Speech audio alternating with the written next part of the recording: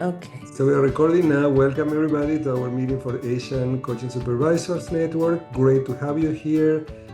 Today we have a special guest, Clara Beleiro, who is the leader of a Center of Excellence for Coaching Supervision from the European Mentor and Coaching Council.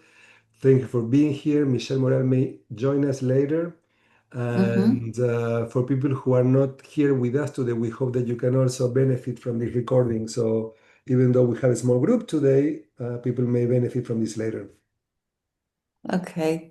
Thank you for the invitation and thank you for the chance to have a small conversation that then can be shared by other professionals and other practitioners. So if Michelle comes in, he will take over some of the parts. But since it's a conversation we've had within the CFE and with Michelle in particular, I can take over, and Michelle will have uh, a chance probably to add comments. So I'm asking you to be able to share.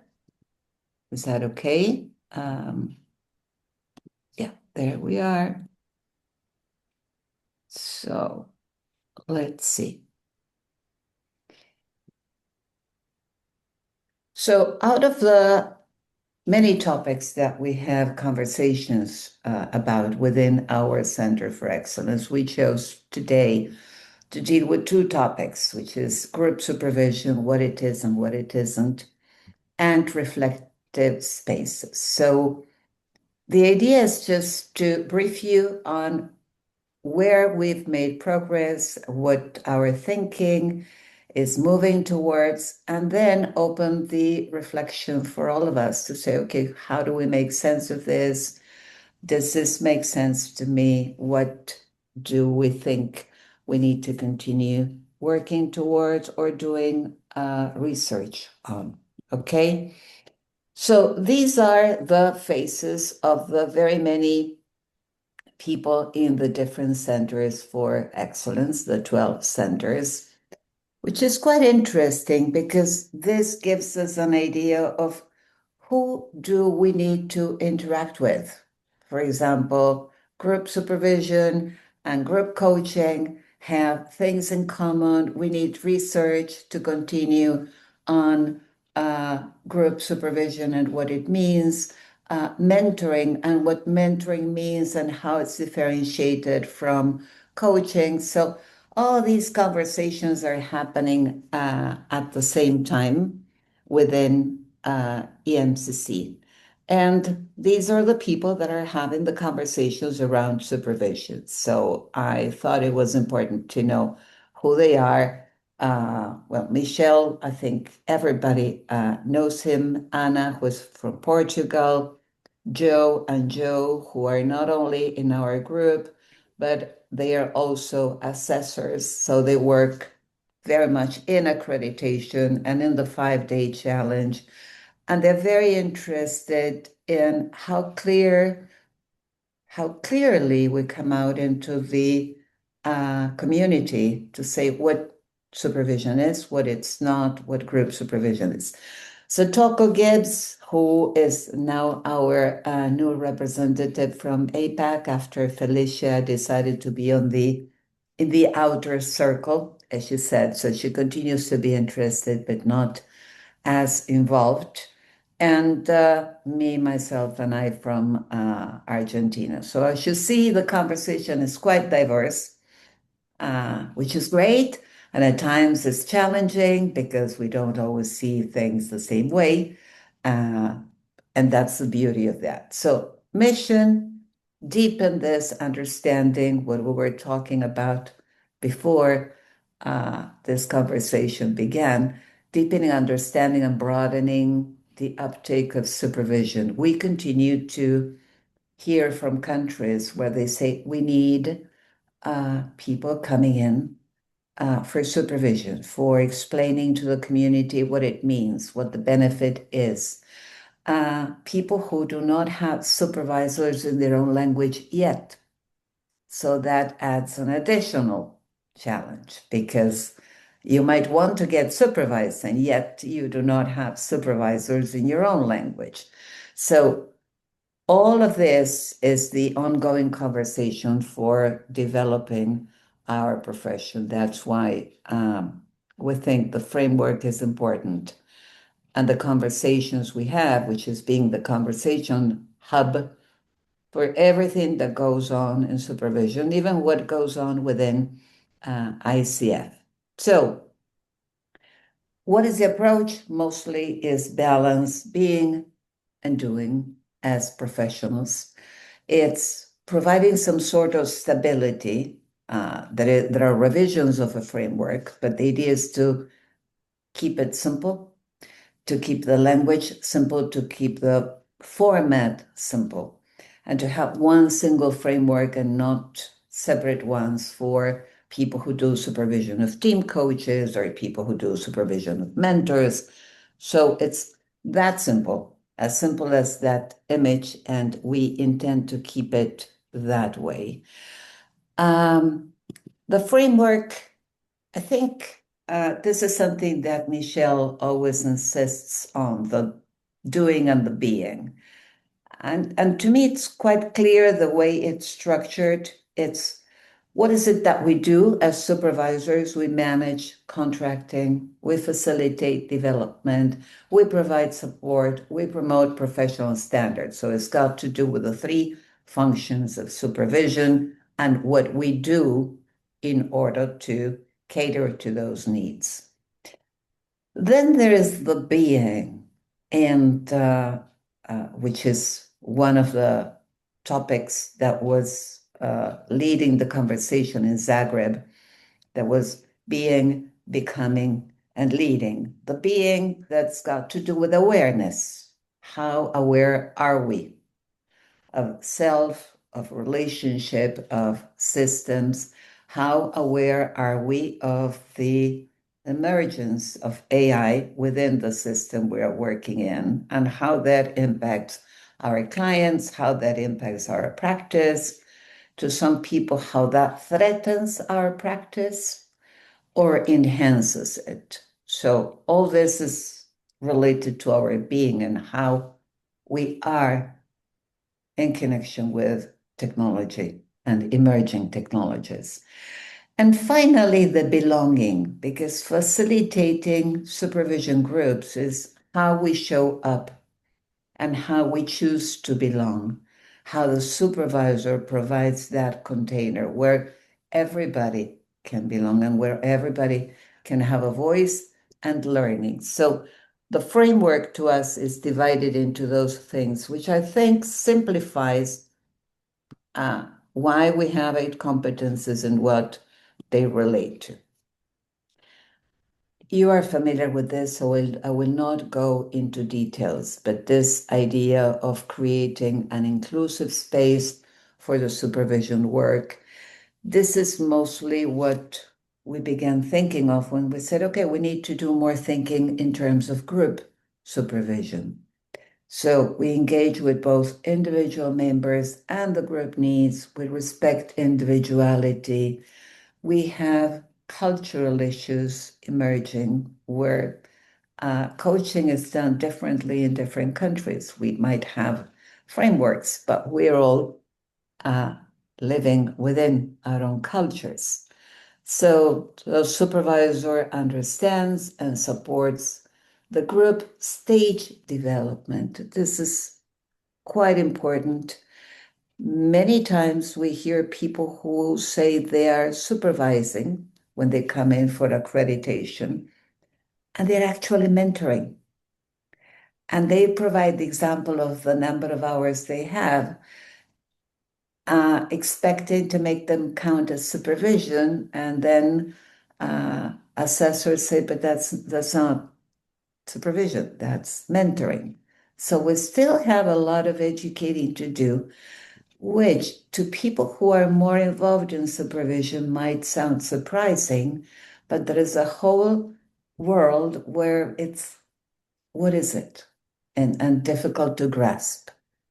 So creating an environment where all voices are welcome, managing time, managing contributions, managing, which is not stated here, but managing neurodivergence. managing people who need to be vocal about everything and the ones that need quiet and silence.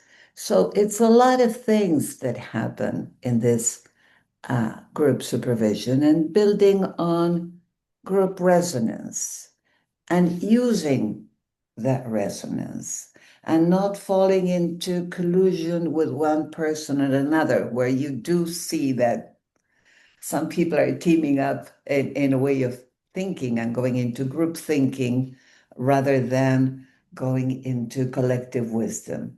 So we said, okay, we need to begin looking into this in more detail because, again, there are countries that where professionals get together, share one case. I mean, somebody comes up with a case, the supervisor works on that case, and the others witness what is happening. And we do not think that that is supervision. So that's why it's important that we define what it is and that we have a common language and not name things in the same way. So one of the things that our group has been working on is how to clearly tell simple facilitation. And by simple, we're not looking down on it, but one thing is facilitating learning, and another thing is supervising a group.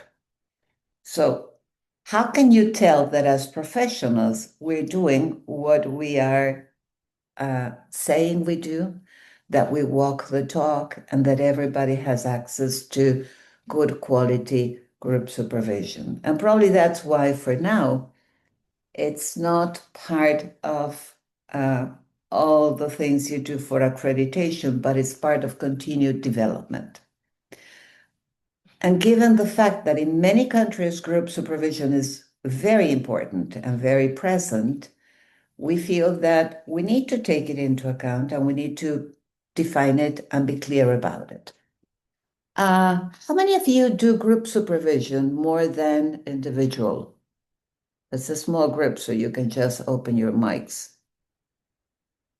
Do you have more group supervision, more individual, as supervisors and as supervisees?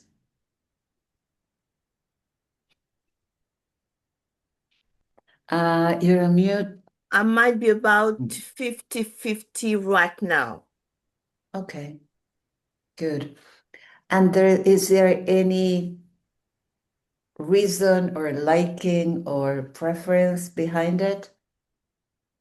Not really, but there's also opportunities. You know, I was doing more one-to-one before, and now it just changed a little bit. And I do love group supervision because it is another container and that everybody is learning from everyone. So this is something that is really enriching.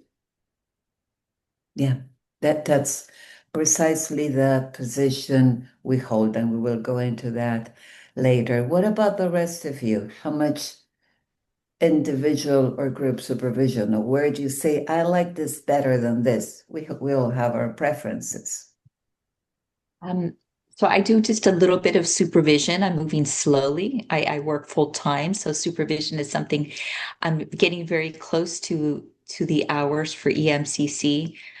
So I suppose maybe it's been 50-50. Most recently it's been one-on-one. Yeah. But Okay. I do like group. There is something interesting. We do like groups. There's an energy.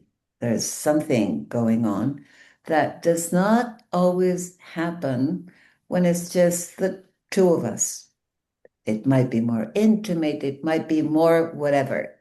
But what happens in a group and that collective learning calls for clear contracting, calls for a supervisor that is understanding of all the nuances of energy, of mood swings, of somatic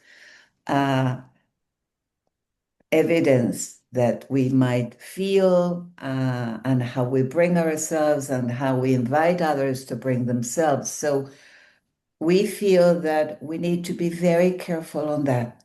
It cannot be we get everybody together and it becomes mentoring, or it becomes teaching people how to deal with ethical issues rather than thinking together. So this has been part of our conversation.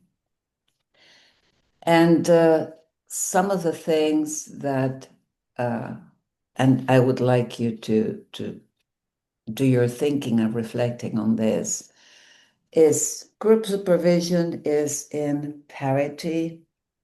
There might be delegation of roles as there is in team coaching, but for the sake of, okay, how do you organize it, which will be part of a contracting, there is pluralism of theories and approaches, and we all have preferences and authors and books that we say, okay, I like this because it works better. It's the we that emerges, is how the we connects with the noosphere, and somebody brings an idea down and you say, okay, that came from what we're doing here. It's that effective mobilization of collective intelligence. And I think we all know when we've been in supervision with someone and you feel that things move in a way that is enriching to everybody, or things get stuck and the supervisor is able to tell what is coming up, what is emerging, naming it without shaming it so that everybody can continue learning.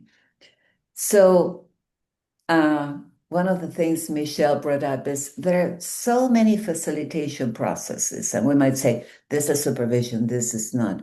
We don't want to get there. Those are approaches, those are tools.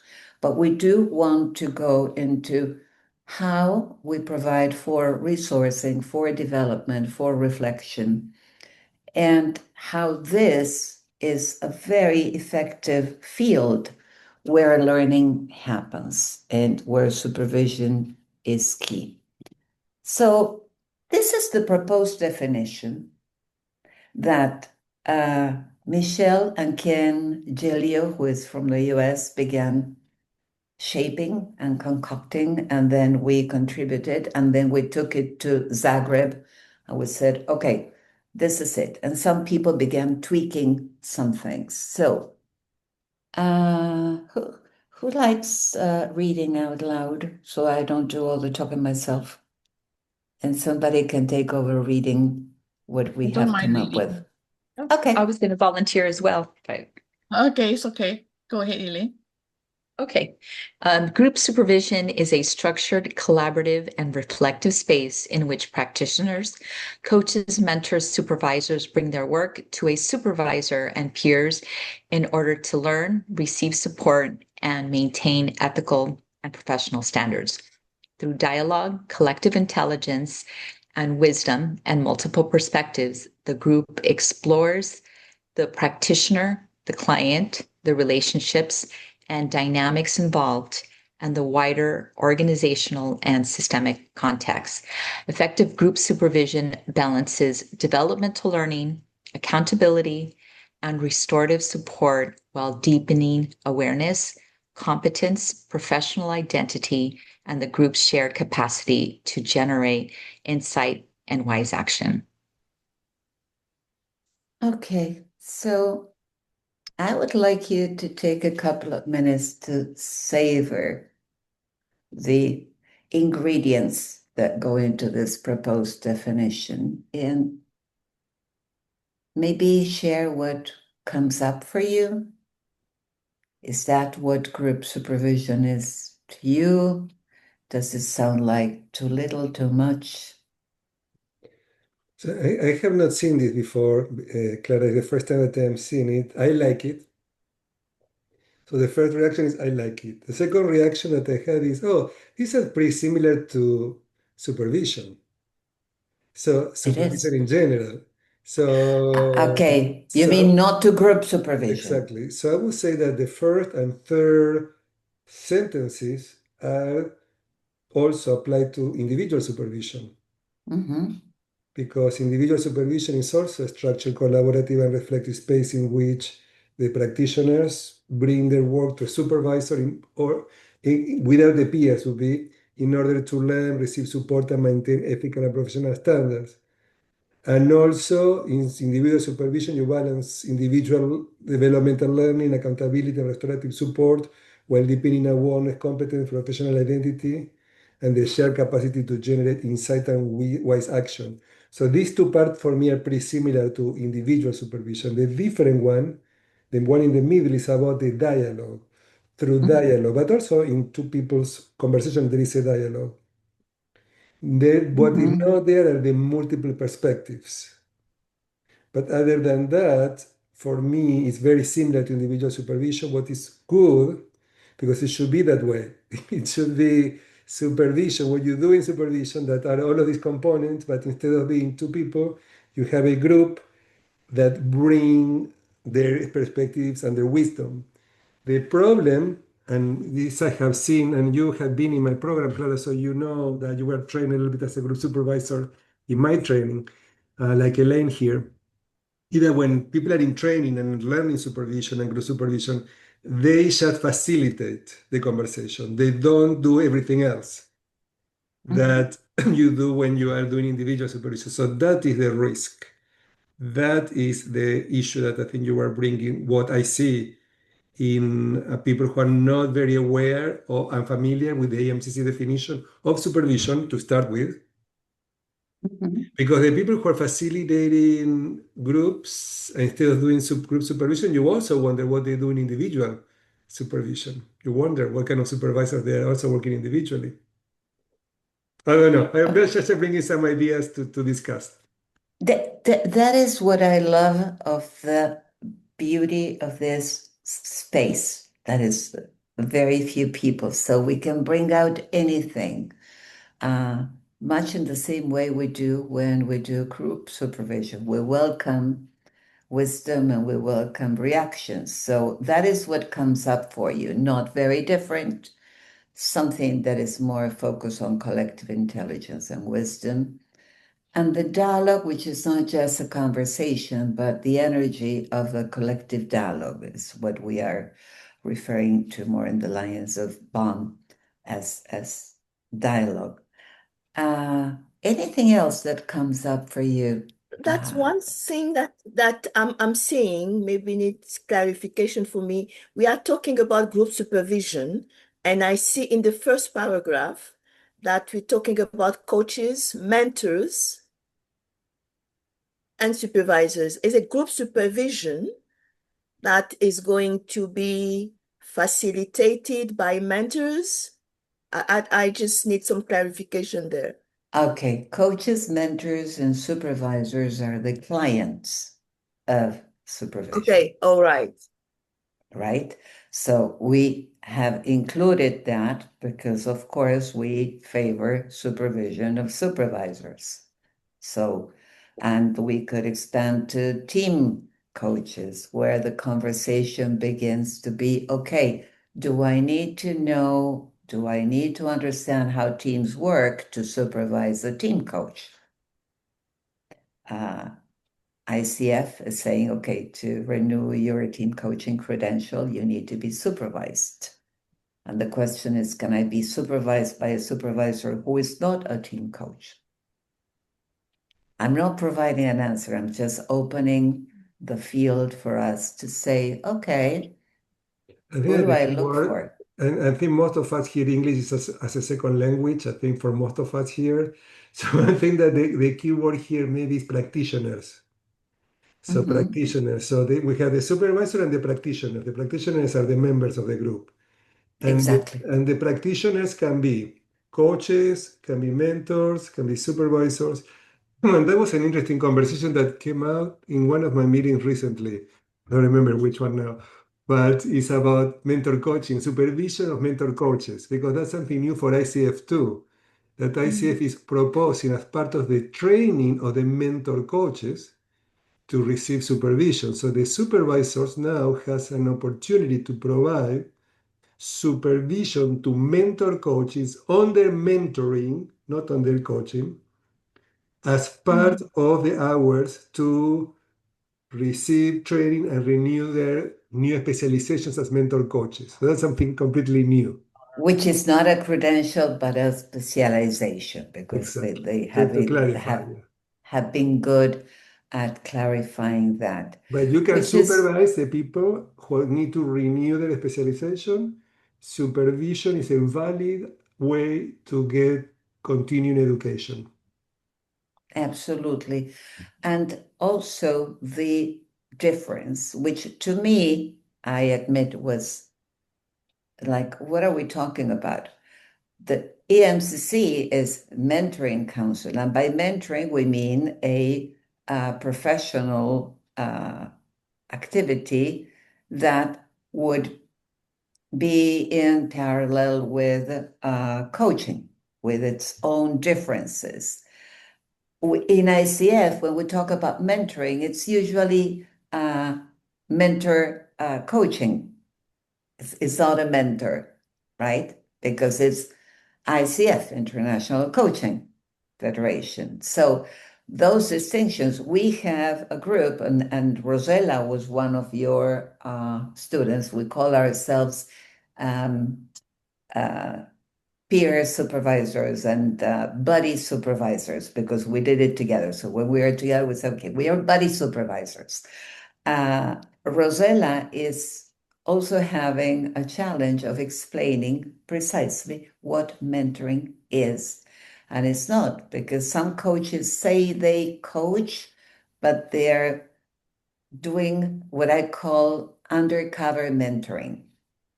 So it's I am a coach, but I do other things. And there's always this, according to the markers, we do this and we don't do that. And then people go and do what they feel their client needs, what they authentically want to do. So it's always this dance between parameters and authenticity that we also need to look at. But going back to group supervision, anything else that comes up for you, like, I don't like this, or Yeah. this is I like clear to or not clear? Yeah, I'd like to also add my point. I like that they structured into three parts. First part was what you bring in, and then the second, I was thinking that not only the practitioner brings in their work, but the role of the group in terms of contributing, in terms of sharing, and in terms of insight. So I thought that was important, but I got it in the second paragraph. And what I like the most about it is that there is an element of restorative support, which I noticed in group supervision. The insights are there, but what really, really is important and meaningful to the practitioner is the restorative support. How am I being validated? How am I seeing that the decisions I considered was actually made in the context of my values and all that? So that reinforcement is something so valuable, and the practitioner goes away feeling okay. I got back my sanity, and actually move forward. And I like the concept of the dynamics because, like you mentioned, Clara, energy is something that's like it's so it can actually change so much within the group, and the facial expression of the practitioner can really contrast from the beginning to the end, and that contrast is so valuable. And I'm wondering, how does that element come true in this definition, that the human side comes out in this group supervision? So that's a question. Thank you, because I think that's personally one thing to me. I can deal with mentoring aided by AI. I can deal with people who get coached by Lucy or whatever the name is of that coach that does the very basic coaching. To me, so far, supervision is a place where we interact with artificial intelligence, but I am not ready to surrender the reflective space of supervision to a thing, to a tool, because that tool does not have reflexive capacity, does not have a body, does not have a soul. So I still struggle with, we were approached by two developers who said, we need to bring supervision into our platform and we need your input.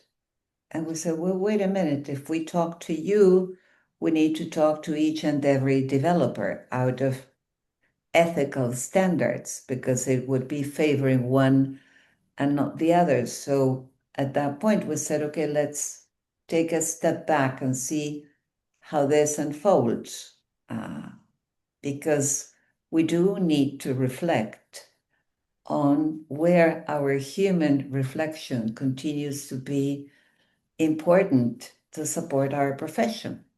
So, okay, so that is one, because I would like to go into the other thing we said we would go into, and then we continue with the questions. It's a small group, so we don't need breakout rooms. Okay, so this is one of the things that we're working on and that we would like all the community to think about. When you go into group supervision, is it what you want? Does it fit this description? When we train supervisors, are we aware of this? Do we need specific training for this? I don't know. And then we go to something that began circulating in this beautiful system where conversations happen, which I call what's in a name. And what's in a name is a phrase that Shakespeare had Juliet say when she was so angry that she was not able to be in love with Romeo because of the name. So she said, what's in a name? That which we call a rose would smell as sweet by any other name. Meaning, you can call him whatever. I'm in love with him, and I don't care what name you give to him. And I thought about Shakespeare, and I said, what is this name of supervision for leaders? And at the beginning, I tried to understand it. There are quite a few people involved in, it would be a coaching 3.0, 5.0, I don't know what it would be, but the evolution of coaching into something that might be supervision for leaders. And personally, my first reaction was, what do my clients do when I do executive coaching if it's not reflect? I think most of our clients call us in, at least my clients call me and say, there's something I need to think about. There's something I need to reflect on with you. So why am I going to call that supervision? So our stance is that supervision is for peers, for professionals, coaches, mentors, supervisors. Then when it comes to leaders, and Damian, you've written about leadership and coaching. One thing is when the leader is a coach working internally and certified and might need supervision. That's one thing. But thinking of the leader in the reflective space, we need to be clear how we call it.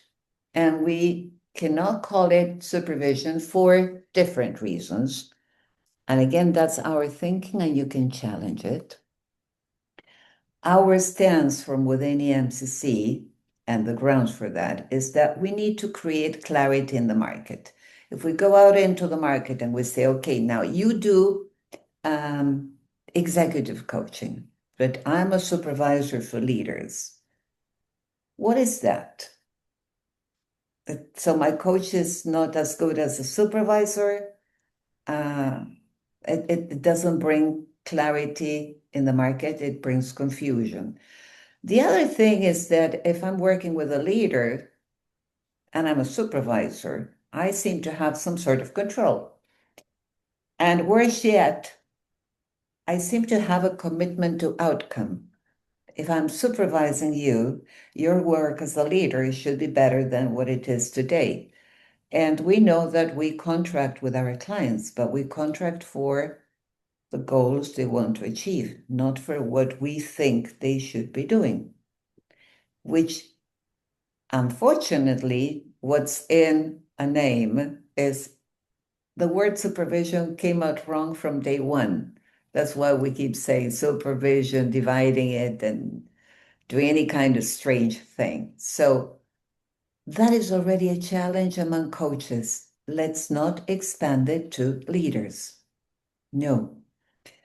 Then in supervision, I have shared knowledge with my client. I know what coaching is about. I understand the work. Now, the shared knowledge when I'm working with a leader might be on relations, but it's not on what they do exactly. So that would not be a good name for what we do. There's lack of parity. We're not peers. I'm not a peer with the CEO. I'm a thinking partner, yes, but not their peer. And there are standards. So what do we need to develop standards for supervision for leaders? We might think about maturities. We all know that as executive coaches, we need a certain level of maturity. And you can quote Clutterbuck, or you can quote David Drake or other people. Not everybody can coach to the level of complexity probably a CEO faces. But we feel that definitely that is not to be called supervision. So with that said, our invitation, and we expanded all this conversation, was to think of not the comments, but what are the questions? And we have just 8 minutes probably. What are the questions that we need to be asking to further reflect on supervision as a whole, to further understand group supervision, and to further our own being, our own becoming, and our own belonging in a place with AI, with supervisors, with standards around us. So, over to you. Is there any question that emerges that you say, this is what is coming up for me? For me, one thing that's coming up is that a lot of leaders are now become coaches or coaching managers. So coaching competency is essential as part of their professional competencies as a manager or as a leader. Then there's this concept of, but there's very little concept of internal supervision. You have managers who become coaches, and some maybe HR people who become, or some people become certified coaches. And then there's not clarity on the need for internal supervision. So what happens to organizations where coaching becomes, and it varies in terms of maturity of coaching culture. So what happens to coaching and supervision in those organizations? So when we talk about supervision leaders, are we also talking about supervision of leaders who have become coaches? So that came to my mind. Thank you. I can add something because a few years ago, I have a series of discussion with Ken Giglio because he was wanting to understand how he could disseminate more supervision for CEOs in the US. And then we discussed about the fact that it was difficult to say that we were supervising CEOs. There is something that doesn't work because that's where the reflective practice word came. We can be a thinking partner for a leader, for a CEO, but we cannot really say, I mean, it also depends also of the level of complexity, as you said, but we cannot say that we are supervising a CEO. And I totally agree that the thinking, absolutely, because I have about 10 discussions, 10 hours discussion with him. So I'm not surprised that he brought it in the discussion because we discussed about that maybe like 4 years ago already. So it's very important. And I'm part also of an association in Europe with 25 countries. It's the ANSWER, Association for National Organization Yeah. for Supervision, which use the word reflective practice because everybody don't understand or don't are reluctant. A lot of people are reluctant to use the word supervision. Yeah. Yeah. I Not know what it because, means. yeah. I like reflective practice, Genevieve. Reflective practice. I can live with that if we change the name to the activity. And what I was thinking is that, well, going to your question, Clara, it's a very interesting language. We are interested in language. In Latin America, ontological coaching is very well known, and we pay a lot of attention to language and wording. Mhm. This is generally we're talking about in language. It's not supervision, is reflective practice. And interestingly, a colleague of mine, Meryl Moritz, who is also a graduate from a supervision program, but who is an MCC, and she was one of the pioneers of coaching in the US.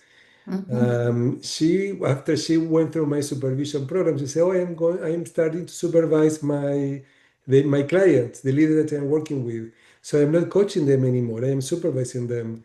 And something was not closing to me. It's like, I don't know if it's like she's my friend and I wanted to be supportive.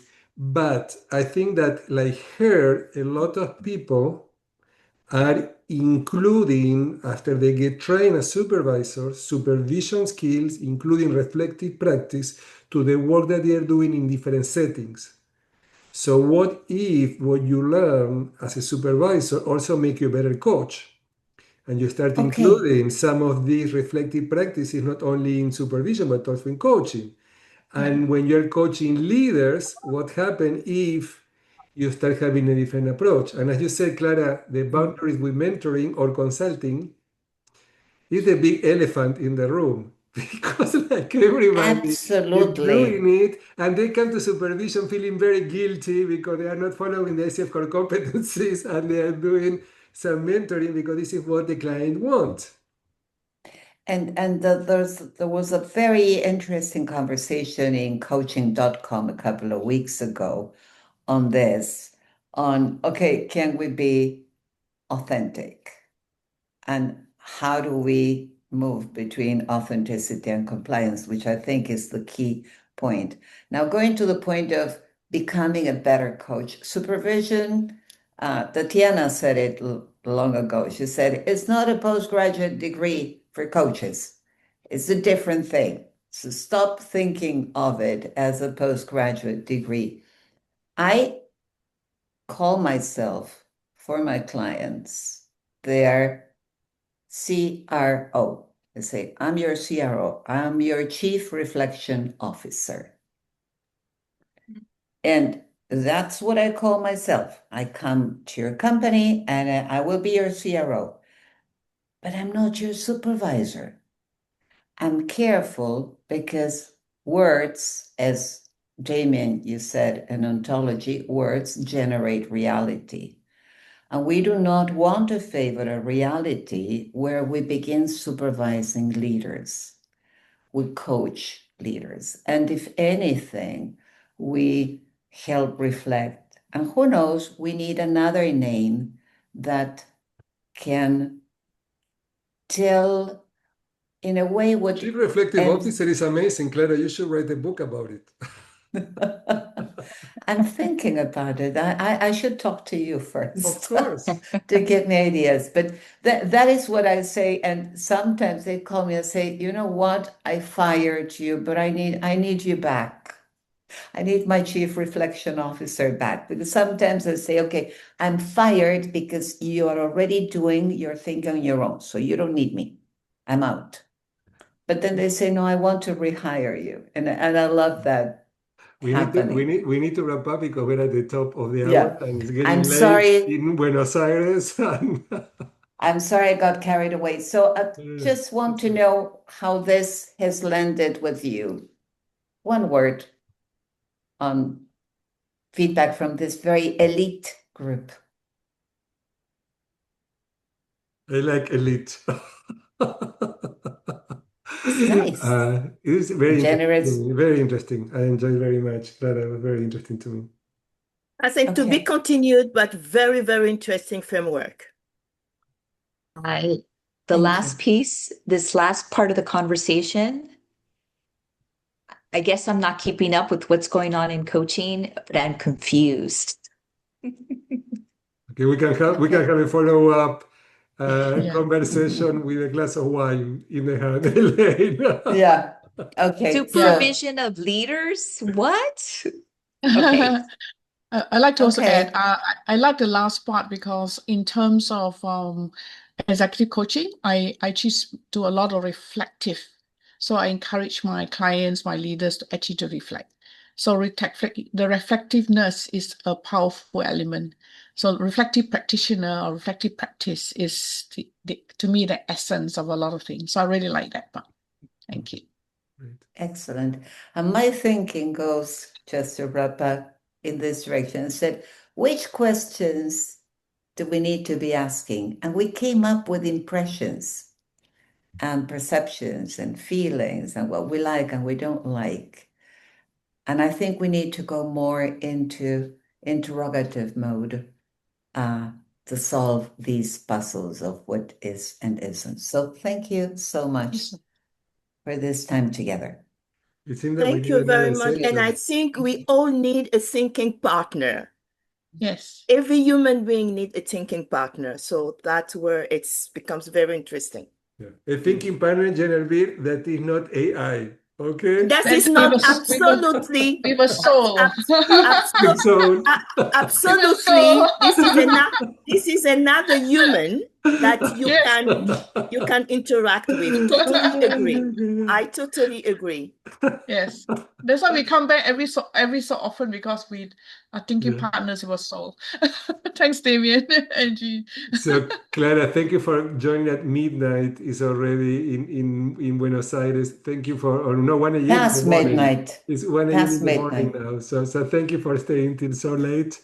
And thanks everybody for joining. I think we were a small group, a very interesting conversation. So thanks everybody. Yes. For the July, August is summer. My experience is people are busy, don't show up. So let's skip 2 months and let's be back in September. Is everybody okay with that? Sorry, say it again. You're going to skip That next in month. July and August, many people are on holidays and vacation. Okay. So I was suggesting to skip the next 2 months and just come back in September and see if we can have a bigger group. Okay? So Okay. have a great summer. We don't get to see each other. Probably we will see still because American Coaching Supervision Network, we still have the meetings.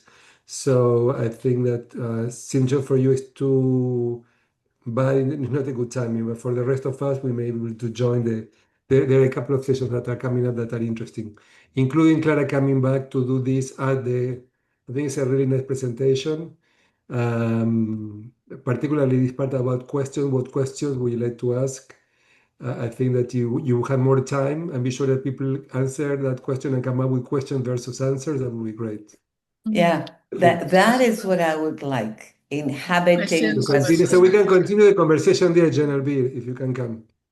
And I love the idea of Chief Reflective Officer. I love it. Yeah, me too. Yes. Okay, Nice. so I will use it more often, not just with Absolutely. my clients. Bye, everybody. Take Thank care. Thank you so much. Bye. Bye-bye. Bye. Bye-bye. Thank you. Bye.